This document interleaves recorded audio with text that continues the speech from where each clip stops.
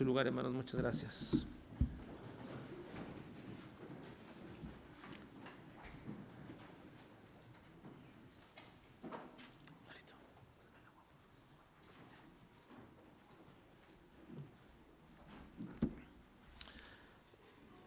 Gracias. El jueves pasado di comienzo a una breve enseñanza y retomar una enseñanza del libro de los Hechos, a la cual estoy retitulando en esta ocasión, porque la comencé con otro título, pero la voy a retitular ahora durante lo que resta del mes. Y es lo que vamos a ver ahora, es la obra misionera según el Espíritu Santo. La obra misionera según el Espíritu Santo. Hace como unos 3 años prediqué acerca de la obra misionera según el Señor Jesucristo, basado en el libro de Juan. Hoy vamos a ver la obra misionera según el Espíritu Santo, basado en Hechos capítulo 13. Aclarando que estoy brincándome ahora el capítulo 10, 11 y 12 de nuestro estudio expositivo del libro de los Hechos. Me estoy brincando esos 3 capítulos por ahora, por razón de que estamos en este momento en nuestro mes de misiones y quiero enfatizarlo. No llegaríamos a esto en una semana, sino es que me brinca de estas partes. Pero después volveremos, una vez pasado el capítulo 13 y pasado el mes de octubre, volveremos una vez más a retomar el capítulo 10 de nuestro estudio del libro de los Hechos. Así que por ahora estoy tomando en este momento el capítulo 13, brincándome esos capítulos para llegar a nuestro tema de todo este mes, la obra misionera según el Espíritu Santo. Y el jueves pasado vimos versículos 1 al 4, donde vimos la primera acción del Espíritu Santo en elegir a algunos para esta obra tan especial. Elegir a algunos dentro de la congregación de la iglesia de Antioquía para iniciar una obra trascendente, mundial, y que era el plan del Señor. Dios tomó de ahí a 2 hombres, los eligió y les dio el poder del Espíritu Santo a fin de que ellos comenzaran esta labor de la obra misionera. Así que vamos a continuar con nuestro estudio en el capítulo 13 de Hechos. Por favor, Hechos capítulo 13, y ahora vamos a ir a los versículos 4 al 13. Hechos capítulo 13, y veremos hoy los versículos 4 al 13 del capítulo 13. Hechos 13, por favor, y nos enfocaremos en los versículos 4 en adelante. Y lo vamos a ver ahora, en este segundo aspecto de la obra misionera según el Espíritu Santo. Vamos a ver ahora que obedecer, someterse y depender del Espíritu Santo es una necesidad imperiosa de todo cristiano, máxime de un misionero. Obedecer, someterse y depender del Espíritu Santo. Versículos 4 al 13. Les voy a pedir por favor que lean conmigo el versículo 4. ¿Están ahí más? Por favor, todos, vamos a leer. Dice: ellos entonces, enviados por el Espíritu Santo, descendieron a Seleucia y de allí navegaron a Chipre. Ellos ahora, vean hermanos la connotación de todo esto. En el versículo 3 que terminamos la semana pasada, en el versículo 3 decía: entonces, habiendo ayunado y orado, les impusieron las manos y los despidieron. ¿Quién los despidió? La iglesia. Pero luego inmediatamente después dice: ellos entonces enviados por el Espíritu Santo. Y aquí hay un contraste muy especial, el cual quiero en esta mañana hacer hincapié en esto. La obra misionera, como toda la vida de la iglesia y la vida de cada creyente, depende completamente de la relación que podamos establecer con el Espíritu Santo. Es muy importante que entendamos esto, hermanos. Nuestra vida como iglesia, nuestra vida como creyentes en particular, depende mucho de la relación que podamos establecer con el Espíritu Santo. Es poco común y a veces es incongruente que en la época o en la dispensación donde la obra del Espíritu Santo se hace más visible e imprescindible, estemos hablando poco de Él. Es una incongruencia. Una incongruencia que en esta época o dispensación de la iglesia, siendo la persona imprescindible el Espíritu Santo y la labor que realiza, nosotros hablemos poco del Espíritu Santo. Y la razón, a mi parecer, hermanos, es que hemos cubierto a la persona del Espíritu Santo con un manto enigmático, con un manto místico y a veces hasta desfigurado de quién es el Espíritu Santo. Y créanme, que si nosotros no ponemos un énfasis en corregir esta situación, no en otros creyentes, ni en otras iglesias, sino entre nosotros. Si nosotros no ponemos un énfasis en corregir todo esto, corremos el riesgo de vivir una vida espiritual sin el Espíritu, de vivir una vida eclesiástica sin propósito ni dirección. Es tan grave, hermanos, las reacciones que hemos tenido en contra del Espíritu Santo o nuestra actitud hacia el Espíritu Santo, que Cristo dijo que cualquiera que pecara, cualquier pecado podía ser perdonado, cualquier pecado que tú cometas puede ser perdonado, excepto la blasfemia contra el Espíritu Santo. Nosotros podemos correr el riesgo, hermanos, incluso que nuestra falta de atención a la persona del Espíritu Santo, en que podamos apagar el Espíritu en nuestras vidas y entristecerlo entre nosotros. No apagamos al Espíritu, el Espíritu sigue fuerte, poderoso y soberano, pero lo apagamos en nuestras vidas y lo entristecemos entre nosotros. Incluso, si no vivimos y caminamos en el Espíritu como nos demanda la Escritura, entonces las obras de la carne se van a apoderar de nosotros. Y nuestras relaciones como creyentes, y nuestra visión como cristianos, y nuestro desempeño como iglesia será siempre en las obras de la carne. Así que, hermanos, esta mañana veremos en el desarrollo del plan de Dios para su iglesia que si no somos guiados por el Espíritu Santo y que si no nos sometemos a Él respecto a la obra misionera, no podemos entonces cumplirla verdaderamente.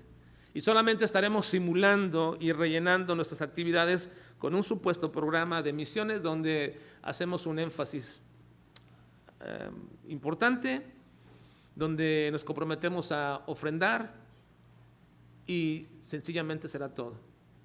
Estamos simulando. ¿Por qué? Porque no nos estamos sometiendo, no estamos obedeciendo y no estamos dependiendo del Espíritu Santo. Esta es una situación, hermanos, y una problemática de la vida actual de las iglesias, de la vida actual de muchos creyentes. Una vida espiritual sin el Espíritu Santo. Y como ya explicamos la ocasión anterior, hermanos, la iglesia entre los gentiles era ya una realidad después de que la primera iglesia cristiana, la de Jerusalén, que era de origen judío, llegó y comenzó a ser esparcida.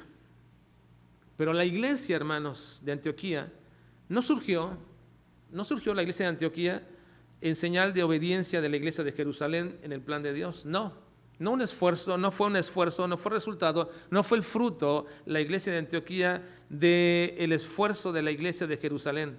Recuerden ustedes que la iglesia de Antioquía era una iglesia gentil y esta no fue el fruto del esfuerzo de la iglesia de Jerusalén, sino que surgió a través de una acción divina que provocó el que la gente saliera perseguida, y así como iban siendo perseguidos, entonces iban hablando el evangelio hasta que se anidó en un lugar por obra del Espíritu Santo y por una obra soberana de Dios llamado Antioquía, porque de ahí el Señor iba a comenzar la labor mundial de llevar el evangelio a toda criatura.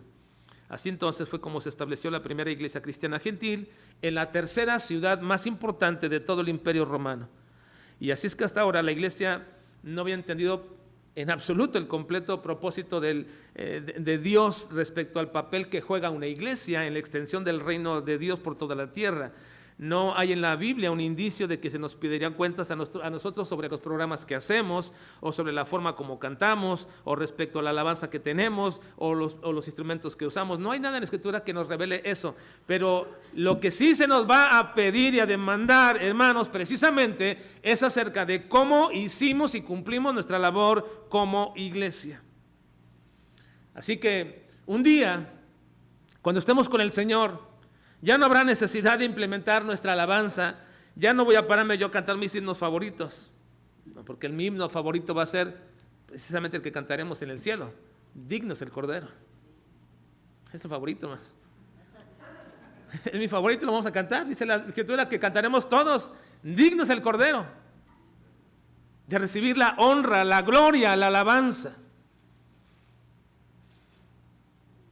Hay una preocupación de muchas personas acerca de que si estamos cantando buenos cantos, que si no deberíamos cantar más himnos clásicos o si menos contemporáneos, o que si es adecuado la utilización de ciertos instrumentos. Pero no, hermanos, en su momento, cuando lleguemos a la presencia del Señor, por la eternidad, estaremos entonando con la instrumentalidad de Dios, porque habrá ángeles con arpas tocando, y nuestra adoración será siempre así, frente a nuestro amado y glorioso Señor Jesucristo, y cantaremos todos así: digno es el Cordero. Dice Apocalipsis 5, 8 al 14, en este precioso pasaje que nos recuerda esta verdad, dice respecto a este asunto: y cuando hubo tomado el libro, los 4 seres vivientes y los 24 ancianos se postraron delante del Cordero. Todos tenían arpas y copas de oro llenas de incienso, que son las oraciones de los santos, y cantaban un nuevo cántico diciendo: digno eres de tomar el libro y de abrir sus sellos, porque tú fuiste inmolado y con tu sangre nos has redimido para Dios de todo linaje y lengua y pueblo y nación, y nos has hecho para nuestro Dios reyes y sacerdotes, y reinaremos sobre la tierra. Y miré y oí la voz de muchos ángeles alrededor del trono y de los seres vivientes y de los ancianos, y su número era millones de millones, que decían a gran voz, ¿qué decían? El Cordero que fue inmolado es digno de tomar el poder, las riquezas, la sabiduría, la fortaleza, la honra, la gloria y la alabanza. Y a todo lo creado que está en el cielo y sobre la tierra y debajo de la tierra y en el mar, y a todas las cosas que en ellos hay, oí decir al que está sentado en el trono y al Cordero, sea la alabanza, la honra, la gloria y el poder por los siglos de los siglos. Los 4 seres vivientes decían: amén. Y los 24 ancianos se postraron sobre sus rostros y adoraron al que vive por los siglos de los siglos. Por la eternidad cantaremos este canto de exaltar a Jesucristo. Y ¿saben qué, hermanos? Esta alabanza será la verdadera adoración. Siempre he predicado y enseñado que la alabanza no era adoración, porque precisamente la alabanza no es la adoración, porque la persona de adoración no está presente físicamente con nosotros, está espiritualmente, pero un día estará frente a nosotros, y el objeto de nuestra alabanza será postrarnos y adorar y entonar este canto. Y hasta entonces podremos adorar verdaderamente. Ahora bien, hermanos, la semana pasada concluimos que ya no serán necesarias las misiones en aquel tiempo, porque las misiones existen hoy día, porque la verdadera adoración aún no existe en toda la tierra. Les leía un párrafo de John Piper respecto a Alégrense las naciones, y él establecía que la verdadera adoración, como no existe ahora, por eso es necesaria las misiones, porque las misiones es la proclamación de la gloria de Dios a toda la tierra, para que pueda existir en algún momento la verdadera adoración en toda la tierra, porque así será llena de la gloria de Jehová toda la tierra.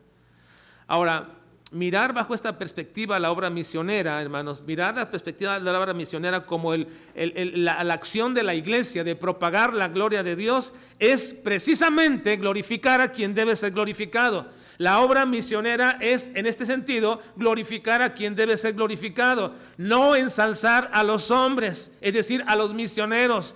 No, un día no vamos a cantar ni vamos a contar las historias de los misioneros. Un día vamos a cantar precisamente lo que hizo Cristo. Él es el objeto de la adoración. Y ahí sí, y hasta entonces la alabanza será la adoración verdadera, pero solamente hasta entonces, porque ese será nuestro cántico y nuestro tema por los siglos de los siglos. Ahora bien, si no se nos va a pedir cuentas como iglesia de cómo cantábamos ahora y qué hacíamos, sí se nos va a pedir cuentas de cómo avanzamos en el engrandecimiento del reino de Dios, mediante la obediencia al gran mandato del Señor de ir y hacer discípulos a todas las naciones, y de cómo para poder hacerlo fue que lo hicimos, y es posible solamente mediante el poder del Espíritu Santo, obedeciéndole, sometiéndonos y dependiendo de Él. O si no, también hablaremos de nuestro fracaso, porque hemos menospreciado al Espíritu Santo. Hermanos, en esta mañana quiero hacer un énfasis importante respecto a la persona del Espíritu Santo. Porque si nuestra vida espiritual está en declive, es porque hemos desdeñado a la persona del Espíritu Santo. Porque si nosotros o nos sentimos frustrados en el avance de nuestra vida, de nuestras metas y lo que usted quiera, sus condiciones, es porque hemos menospreciado al Espíritu Santo. Y si nosotros como iglesia no hemos alcanzado los propósitos de Dios, es porque no hemos hablado lo suficiente, ni hemos entendido correctamente la labor del Espíritu Santo en nuestra iglesia. Después de haber visto la semana anterior que la iglesia obedece el llamado soberano de apartar a Saulo y a Bernabé a la obra misionera de misiones, para la obra especial de misiones, ahora vamos a ver ese progreso de ese propósito soberano de Dios para que su iglesia, mediante el sometimiento, la obediencia y la dependencia del Espíritu Santo, pueda cumplir la obra misionera. Vamos al versículo 4, por favor, hermanos. Ahí una vez más, que ya leímos, una vez más. Recuerden, la iglesia los despidió. Y ahora dice, ellos, versículo 4, ellos entonces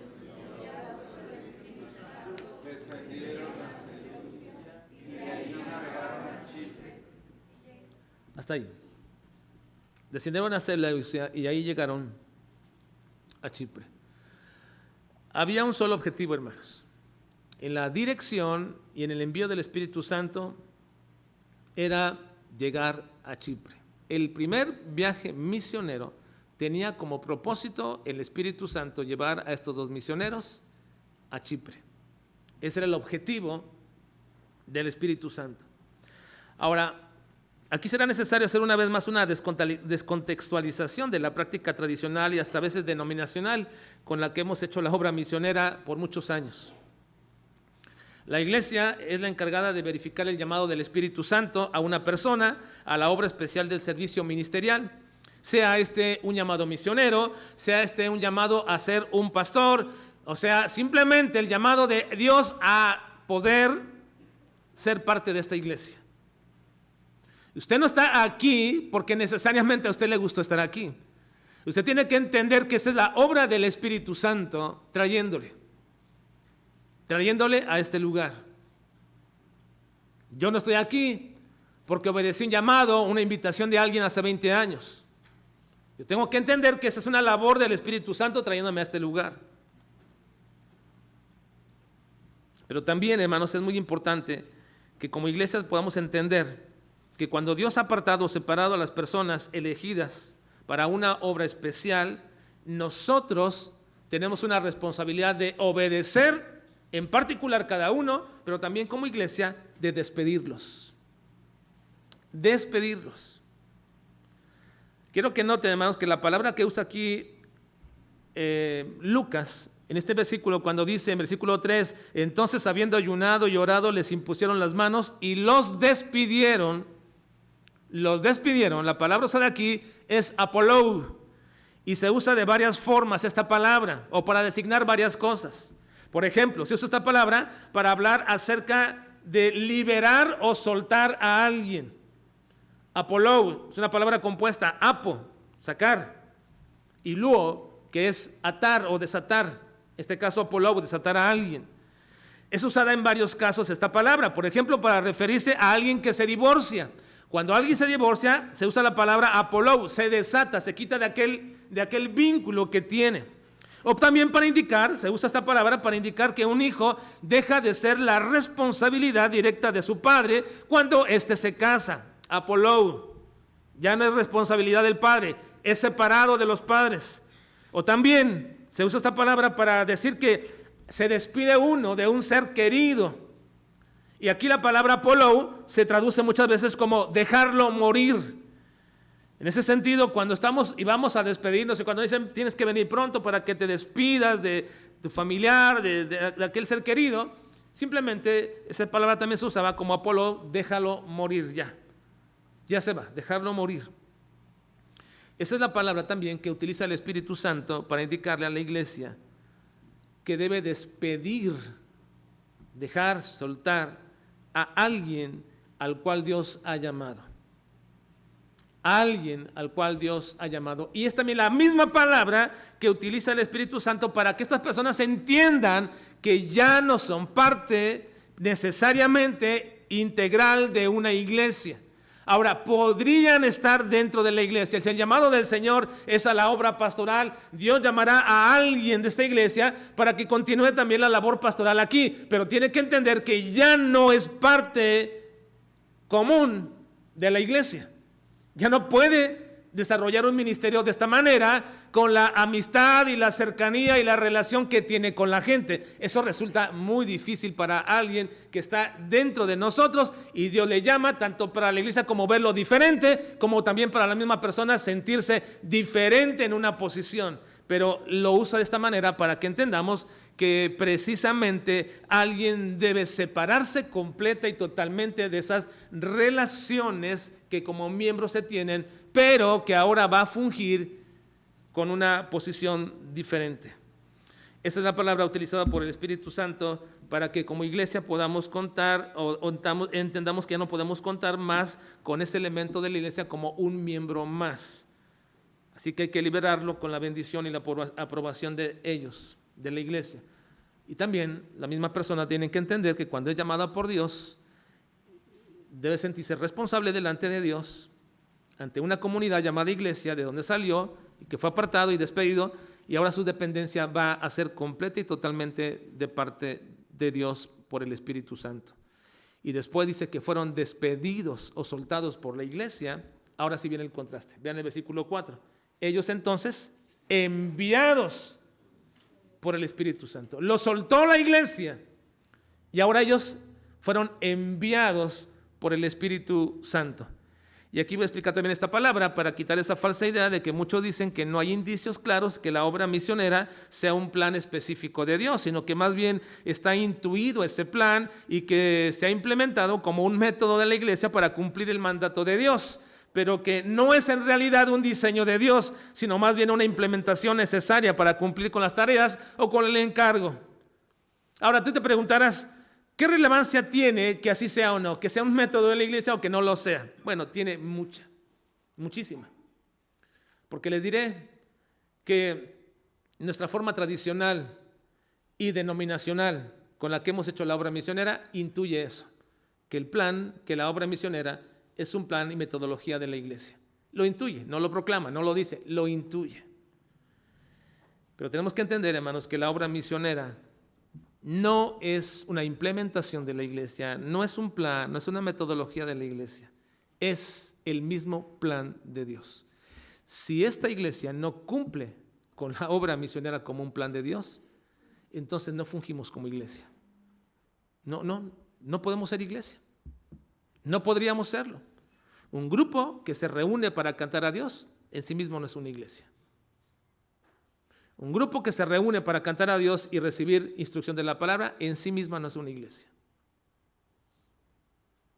Un grupo que se reúne para cantar, alabar a Dios y ser capacitados en la palabra del Señor, pero que luego, después de todo eso, cumple la función del plan y del mandato divino de llevar el evangelio a toda criatura, esa es una iglesia. Esa es una iglesia. Así que sí tiene relevancia, pues mucha relevancia, porque esa es la razón de por qué la obra misionera es un programa en la gran mayoría de las iglesias y no es uno de los 4 propósitos principales de existir una iglesia. Y no voy a estudiarlos en este momento, pero le diré de manera muy rápida. Hay 4 propósitos de una iglesia: ser un testimonio de redención y señorío de Cristo, ser un cuerpo que adora a Dios, ser el medio por el cual los creyentes son preparados para la eternidad y ser el instrumento por el cual la gloria de Dios deberá ser llevada a toda la tierra.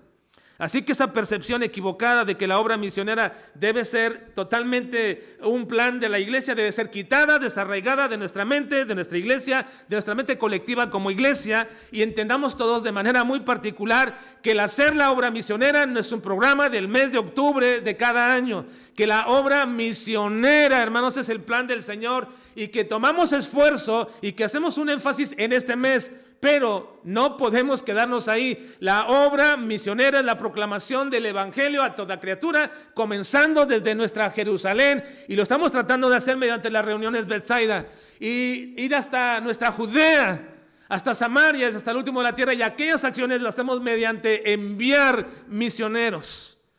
Así que la percepción equivocada de la obra misionera como un programa de la iglesia debe ser quitado de nuestra mente y de nuestro corazón.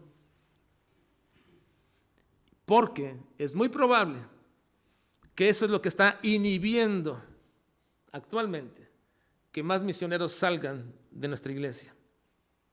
Eso es muy probable. Porque ese es el propósito de la iglesia. ¿Ustedes no creen que dentro de un grupo de 200 personas Dios tenga misioneros? ¿Hermanos? ¿Sí? Porque si no, ¿cuál sería el propósito de esta iglesia? Está reuniéndonos y reuniéndonos y reuniéndonos. Y no estamos saliendo. Y quizás tú piensas y digas, sí los tiene. Está aquí a mi lado. O está allá atrás. Pero nunca te has considerado como un instrumento para ello. Así que yo pienso, hermanos, que si no quitamos esa idea desarraigada de la obra misionera como un programa de la iglesia y no vivimos bajo la dependencia, el señorío y el sometimiento al Espíritu Santo, no podemos estar haciendo la obra misionera como Él quiere. Simplemente nada más estamos fingiendo, nada más. Hay 2 formas de ser enviados, hermanos, y para ello el Nuevo Testamento usa 2 palabras diferentes. La primera palabra que usa el Nuevo Testamento es la palabra pempo y significa uno que es enviado para realizar alguna tarea. Cualquiera que es enviado para realizar una tarea. Por ejemplo, Elías, dice Lucas 4:26, pero ninguna de ellas, hablando de Elías, pero a ninguna de ellas fue enviado, diciéndole acerca de que acaso no había mujeres viudas y necesitadas en Jerusalén, en toda esa parte. Dice, pero a ninguna de ellas fue enviado Elías, sino a una mujer viuda en Sarepta de Sidón. La palabra enviado ahí es pempo. Es decir, fue enviado por Dios para lograr un propósito específico en Elías de realizar un milagro muy especial. Así que esa es una forma de ser enviado mediante esta palabra y lo clarifica. Uno que es enviado para realizar una tarea especial, cualquiera que ésta sea. La segunda palabra que se usa para alguien que es enviado es la palabra apostelo o apóstol. Y esa palabra reconoce no solamente la acción de ser enviado, sino que también le da oficialidad al que es enviado. Es decir, se convierte en un delegado o comisionado que viene con una autoridad o autorización de parte de Dios o de una iglesia, de una entidad, para realizar aquello. Por ejemplo, Juan el Bautista. Vean Juan 1:6, dice, hubo un hombre enviado de Dios, el cual se llamaba Juan. ¿Un hombre qué? Enviado. ¿Cuál es la palabra ahí, enviado? Hermanos, apostelo. Apostelo, lo que significa que venía con la autoridad de parte de Dios para hacer lo que tenía que hacer. Así que hay 2 palabras que implican el ser enviado. Tú puedes salir de esta iglesia, cuando eres capacitado, puedes salir de esta iglesia y comenzar a predicar el evangelio a muchas personas, y que bueno, así lo debemos de hacer. Eres pempo, un enviado para hacerlo.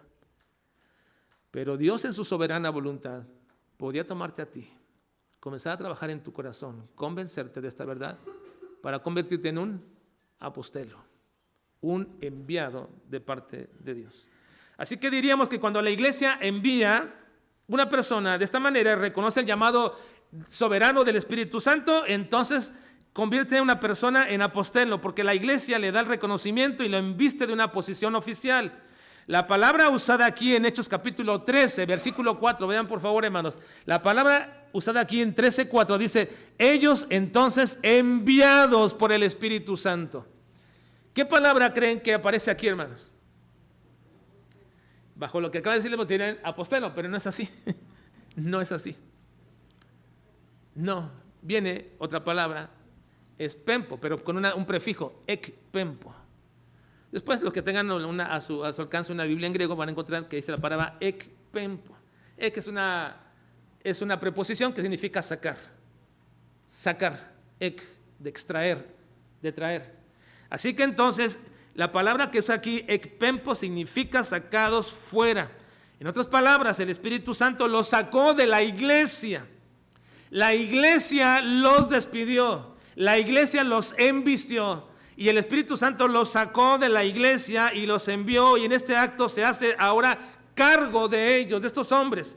No solamente en la dirección en que ellos deberían de ir, sino también en la capacidad con la que deberían actuar, para lo cual fueron enviados, y con los recursos para que logren su comisión. Una iglesia nunca debe renunciar a ser solidaria con una persona que es llamada. Si es de nosotros, deberíamos apoyarle, pero ese apoyo no debe ser indeterminado, ese apoyo no debe ser eterno, ese apoyo no debe ser para siempre.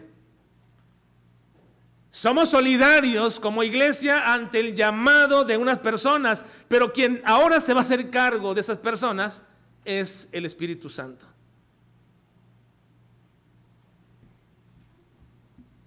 Nunca deberíamos renunciar a solidarizarnos en las necesidades de nuestros misioneros,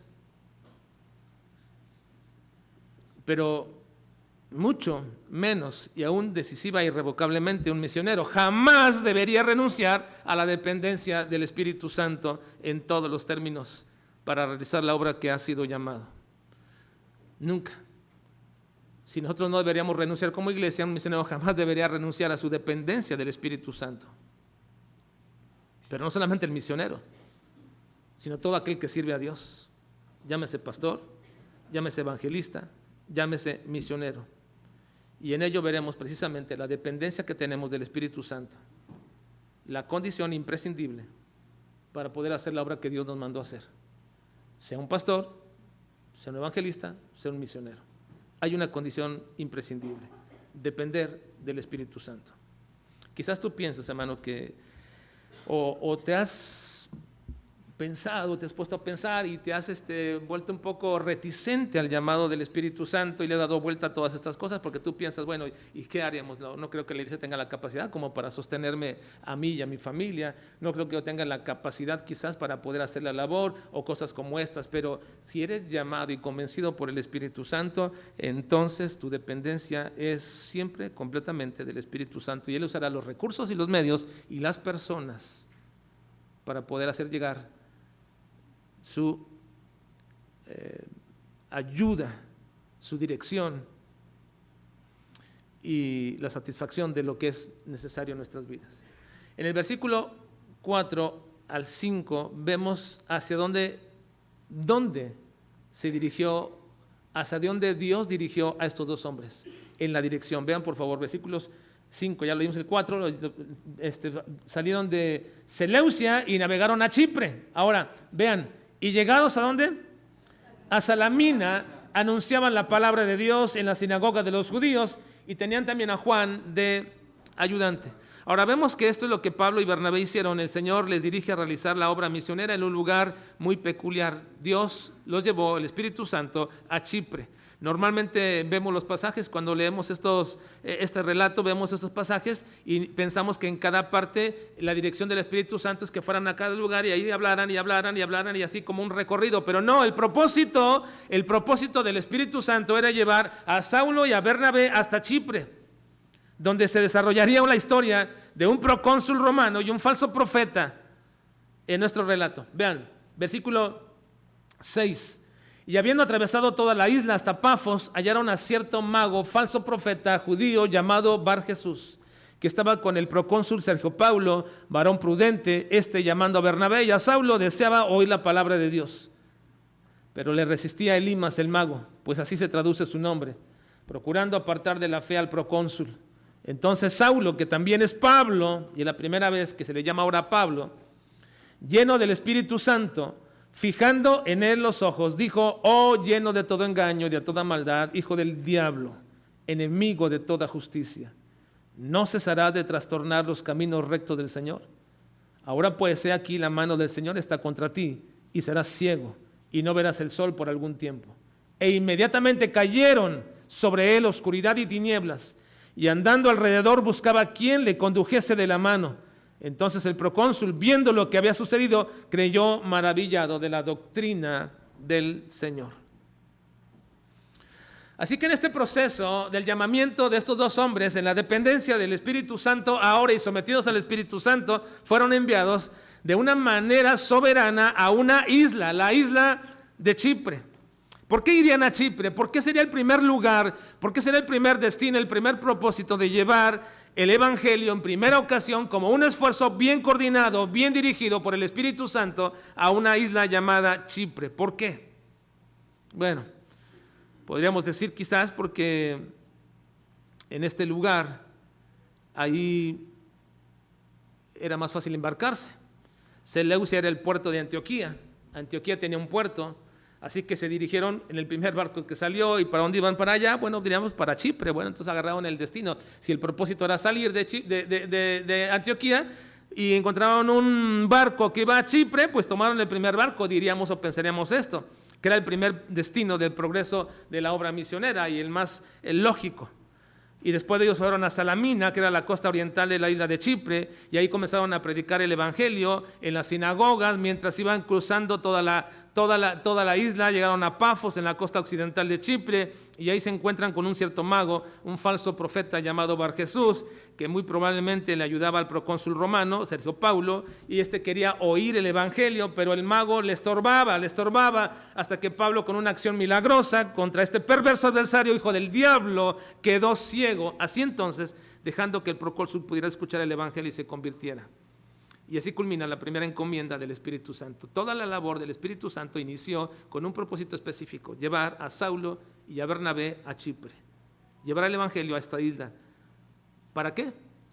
Para lograr la conversión del procónsul romano. Y la habían cumplido satisfactoriamente. ¿Por qué? ¿Por qué cumplieron esto así? Porque dependieron en todo momento del Espíritu Santo. Se sometieron a su voluntad. ¿Por qué ir a Chipre en este viaje? ¿Por qué ir a Chipre, a este lugar que inauguraría la obra misionera mundial? ¿Qué de importancia tiene este lugar?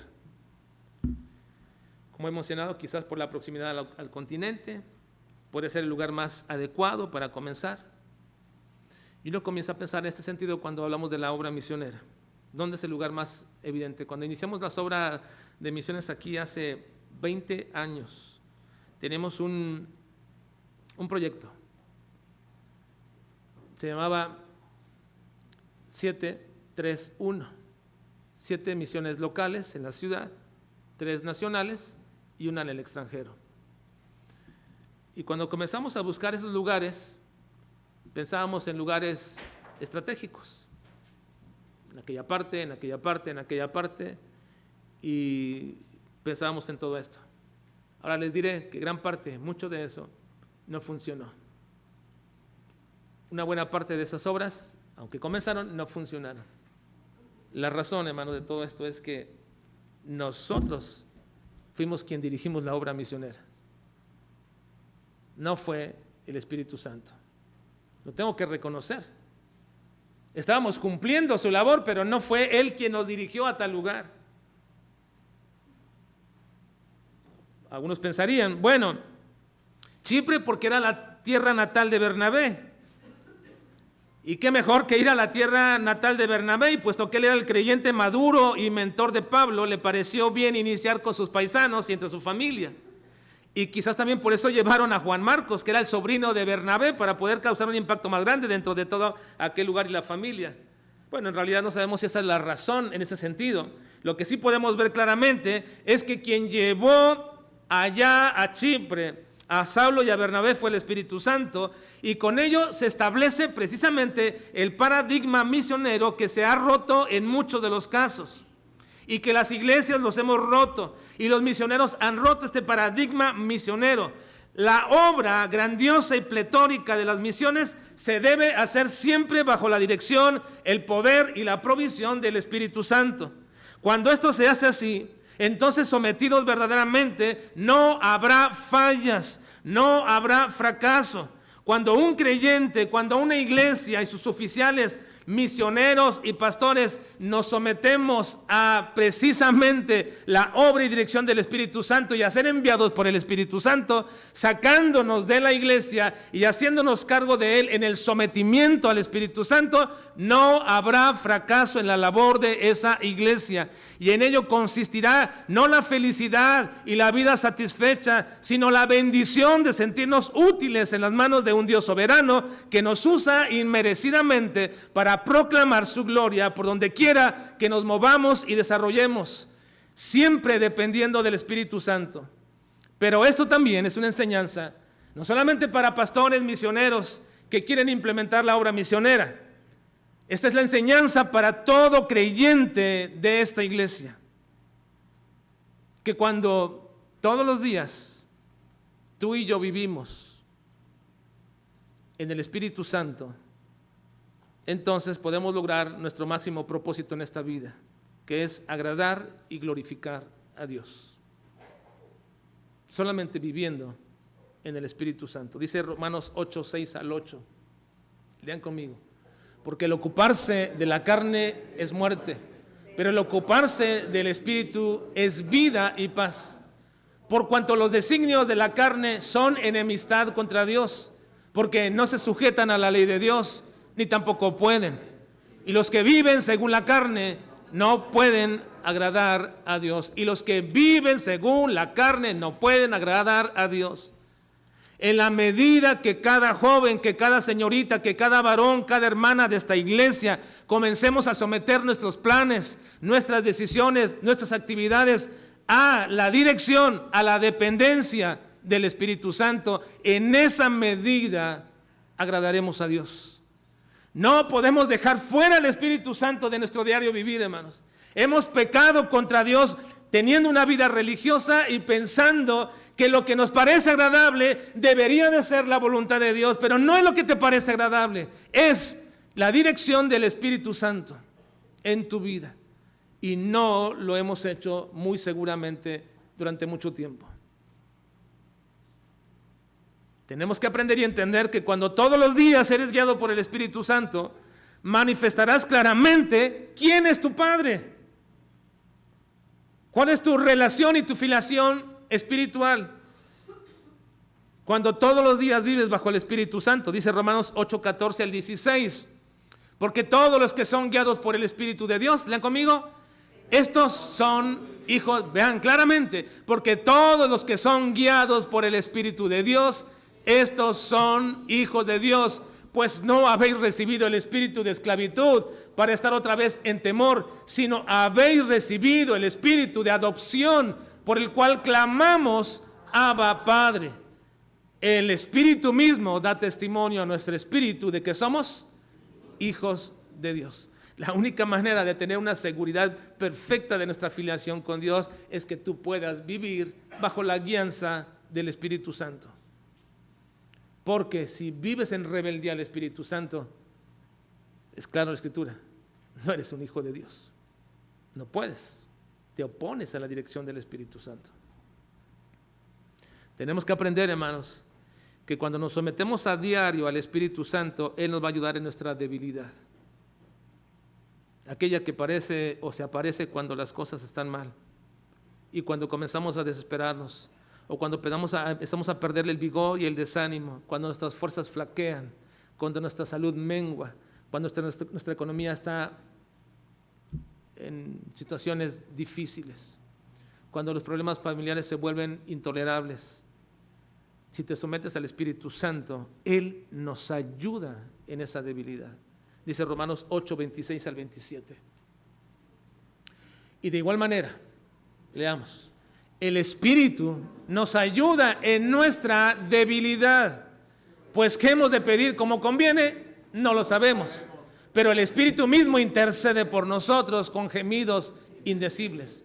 Mas el que escudriña los corazones sabe cuál es la intención del Espíritu, porque conforme a la voluntad de Dios, intercede por los santos. ¿Qué ha estado pidiendo últimamente? ¿Tu necesidad aparente? ¿Ha estado pidiendo y rogando y frustrándote porque no se soluciona tal situación? Bueno, no sabemos cómo pedir. Pero si vives en el Espíritu, sometido al Espíritu, Él sí sabe cómo pedir al Padre. Y el que escudriña los corazones, el Padre, sabe la intención del Espíritu. Y entonces, Él nos provee en nuestra debilidad, en nuestra carencia. Hermanos, es imprescindible la obra del Espíritu Santo en nuestras vidas. Es imprescindible la persona del Espíritu Santo en nuestras vidas.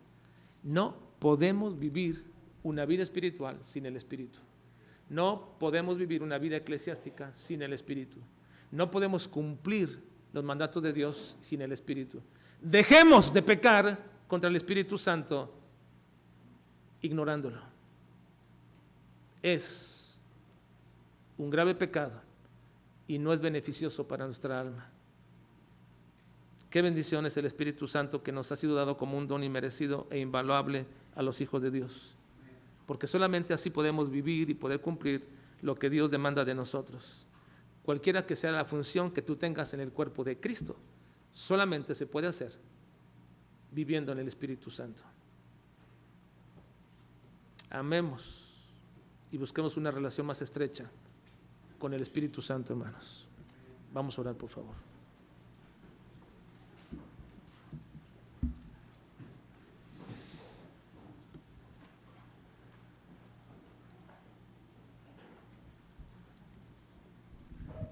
Señor, reconocemos que mucha de nuestra insatisfacción, de nuestra frustración, mucho de aquello, Señor, que no nos permite gozarnos en la reunión de los santos, que no nos permite participar con tu cuerpo en el desarrollo de tu obra. Mucho tiene que ver, Señor, porque no estamos andando, ni dependiendo, ni sometiéndonos al Espíritu Santo. Nos cuesta trabajo, Señor, humillarnos. Nos cuesta trabajo el romper nuestros pensamientos, nuestras ideas, y no nos sometemos al Espíritu Santo. Y eso no tiene que ver, Señor, con nadie de esta iglesia. Tiene que ver con nosotros y nuestra relación con tu Espíritu, Señor. Perdónanos y ayúdanos, Señor, para que podamos establecer una relación cercana, estrecha, de dependencia completa del Espíritu Santo. Ayúdanos, Señor, a acrecentar nuestra vida espiritual en esa relación con el Espíritu. Ayúdanos, Padre. Te lo suplico por Cristo Jesús. Amén.